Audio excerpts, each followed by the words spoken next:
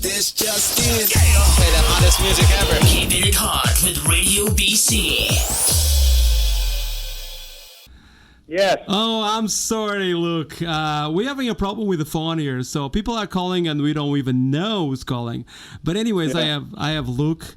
Is a friend of the Portuguese community because he's Portuguese too, and he belongs to the First Nations too.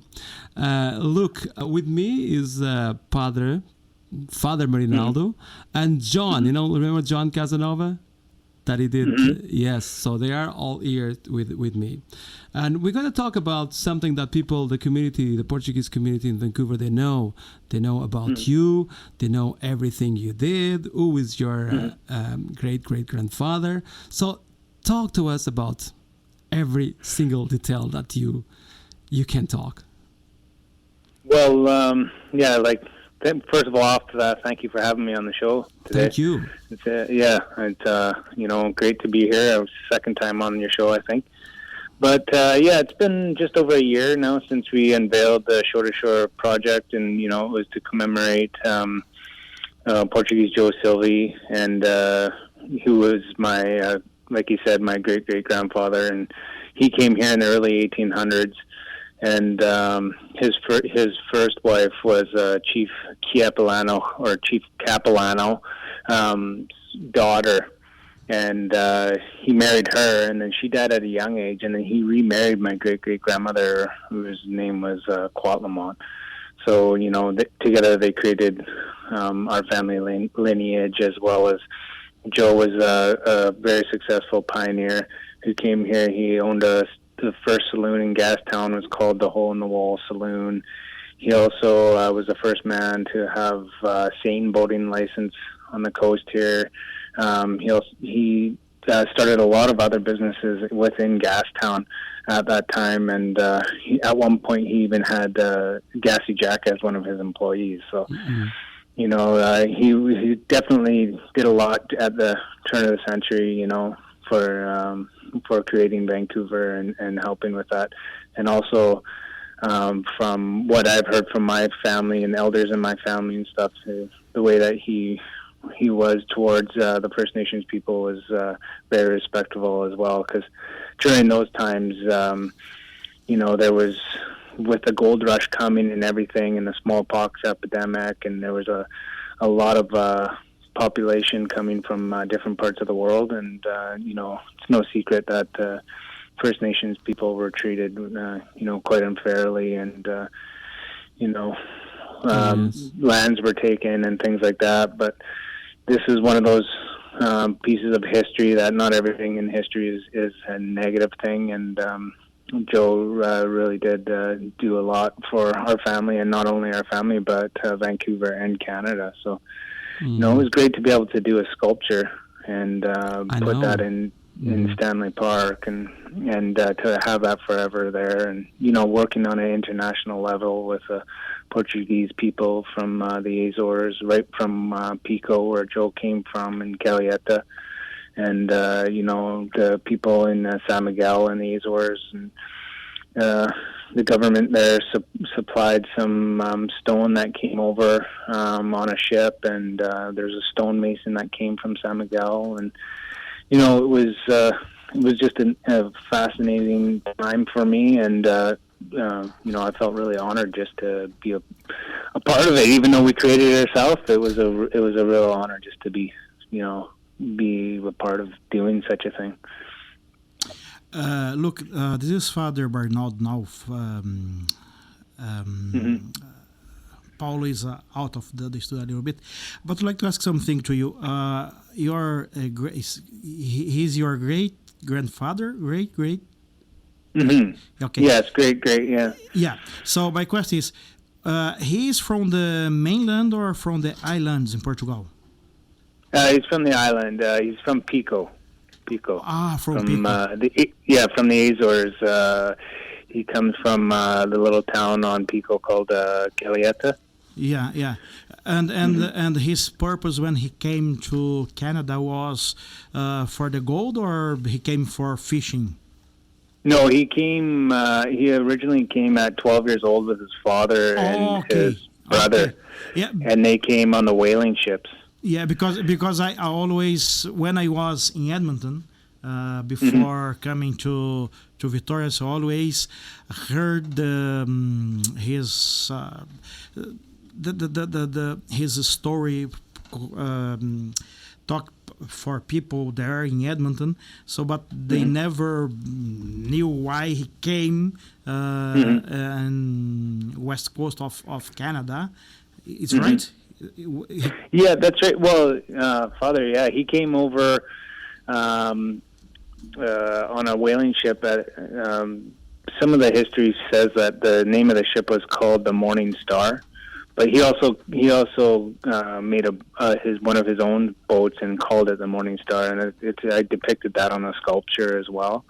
But he came over on a whaling ship. During those times, it was pretty common for the whaling ships from the States, from Boston area and California, to come through the Azores.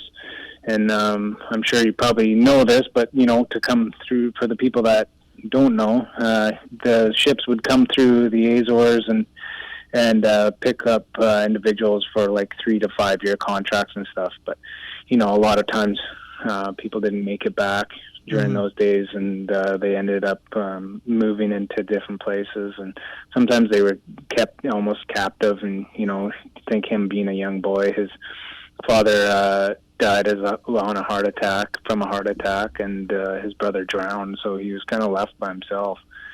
And he landed in Brantford with the whaling ships, and then they got back on and sailed around the Cape Scott, and then landed again in California. And it was at that time that he heard about the gold rush, and him and some of his other crew members had decided to follow that route.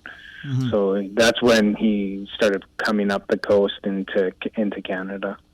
So it's interesting to hear this story about your great grandfather. So because like I told you, I always heard about this band, but I never had a complete story about his coming here. So it's so important to know this, because in this way you can understand better the Portuguese roots in this country as well. Yeah, for sure. And there was a great book that was written by the author Jean Barman. It's called The Great Adventures of Portuguese Joe Silvey. And it kind of records a lot of that stuff.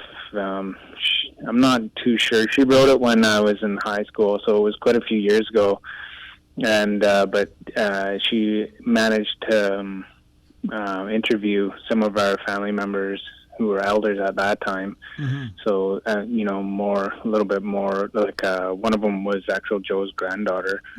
So it's pretty good, because I always heard stories about our Portuguese roots and stuff, and how we were Portuguese, but and I heard a little stories here and there from my mom or my grandma and my aunts and that. But I think that when Jean Barman put that book out, she kind of collected all these stories from individuals in our family, because there was he had 6 sons and 4 daughters altogether, so the family was huge.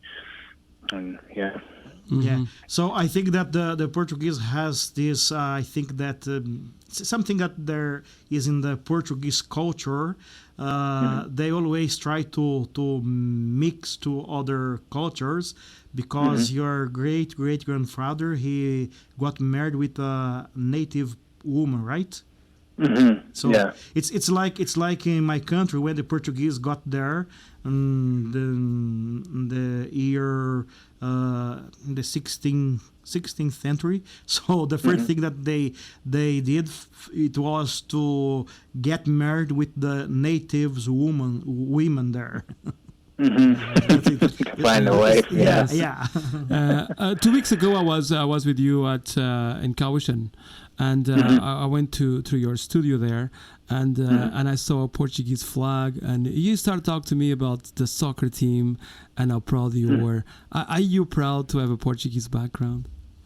Oh yeah, for sure. It's like I said, I always grew up knowing that we were Portuguese, but I didn't know any of the traditions or any of the songs or things like that. Like, it was kind of something that we just I didn't really know about. So it was so awesome to be able to go to, to Portugal and to do all that and see the dances and the traditional music and all those kind of things. So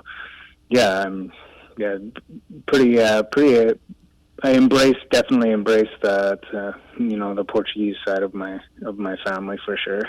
Mm-hmm. And we are so proud to have you too in our Portuguese family. We have John. John, you want to say something to Luke? Luke, how are you doing? I'm doing great. How about yourself? Very well. I just wanted to say something about that dinner that we all put on the day of the ceremony. Mm-hmm. It was definitely like a miracle because we didn't expect so many people. Oh, for sure, it was like the miracle of the fish and the bread. Because it was for 200 people and we fed almost 500. 500 plus, and everybody got fed. It was they just kept on coming. Mm-hmm. It was it was amazing. Like it was the show of support on that day was pretty spectacular for sure. There were so many people there, and I think it was in Canada the reconciliation that we're looking at between Canada and the First Nations people and stuff like that. So I feel like it was an act of reconciliation in a sense as well, but it was a great day for sure. It was a 5-year project altogether. The last 3 years of it was pretty intense on trying to get it all done and the funding and everything. And I must say that the Portuguese people came to the rescue with that part of the project for sure. And there was such a good support group from all you guys. So yeah. Very good. Muito obrigado for that, for sure. For nada. We should just keep the flame going and stay connected to the communities. Of course you will. Absolutely, yeah. And there's plans that we're going to go back to the Azores. One of the people that I've met through the project, Louis Seamish, he's doing a public installation in San Miguel. And he's also using some of the imagery from the Shore to Shore project. So it's kind of like a full circle of, going back to the Azores as well. So it'll be pretty spectacular to see his piece. It's a big courtyard with the stone masonry. Same stone masonry from San Miguel that came here is doing his project. So it'll be fantastic to go back there again. For sure, and it's a beautiful place to go and see it. Luke, thank you so much. Thank you so much for everything, okay? And I will call you in a few days because we have to talk about something special, okay? Yeah, absolutely. Thank you, and thanks again for having me on. And nice to meet you, Father, over the phone. And, as I hear you're from Victoria, so maybe I'll meet you in person someday. Of course you will, yes. Mm-hmm. Okay, thank you, Luke, and have a good weekend, okay? Okay. Thanks, Luke. Bye-bye. Thanks, Luke. Bye-bye. Bye now. Bye.